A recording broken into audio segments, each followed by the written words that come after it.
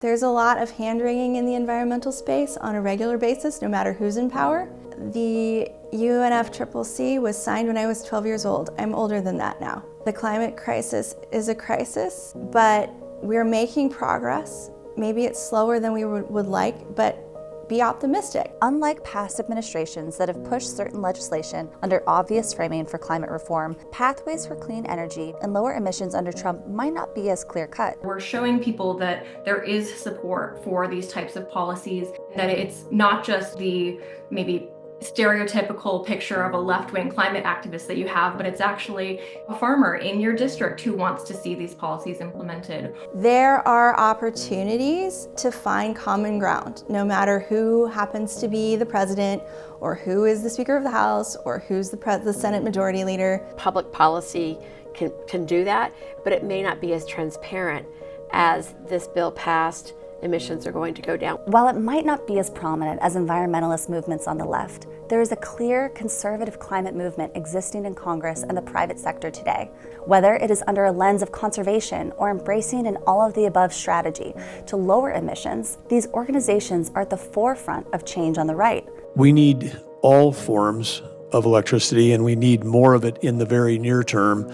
And so this is not about one versus the other. This is about how do we drive forward and increase the amount of electricity we have in the country. So I'm a both, all of the above in terms of our approach on how we do it. Really, the only pathway to reduce greenhouse gas emissions and lift up people's quality of life is through energy innovation. And America's been a hotbed of that, and we need to return a vigor and a focus on innovation, on energy right here in this country. I would point to the need to really support and deploy new reliable energy, and that means ensuring that tax incentives that are reasonable are in place and that we have a way to build this needed infrastructure. We need to really be looking at life cycle emissions, because we are actually operating in lowering emissions for the long term, not just for today. What I'd really like to see from any administration, and I did not see it in the Biden administration, is a national energy strategy. What are our energy needs? What are our anticipated energy demands? And then how do we get that energy? What's the mix? How do we have continual base load? Where do we get a continual base load from? Because we know nuclear is not going to be able to make up if you take natural gas or coal offline.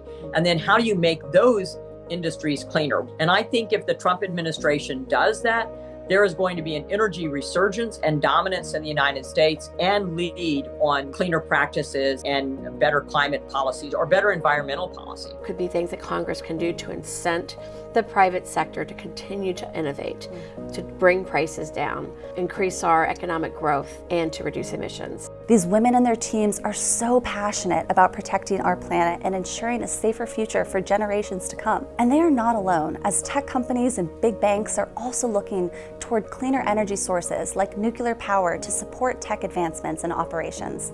As these women have said themselves, there is a lot of work still to be done in securing clean energy, supporting environmental protections, and reducing emissions worldwide. Concerns about mitigation progress under this administration are understandable, but there is a light at the end of the tunnel with many of these women at the helm. Callie Pattison, Washington Examiner.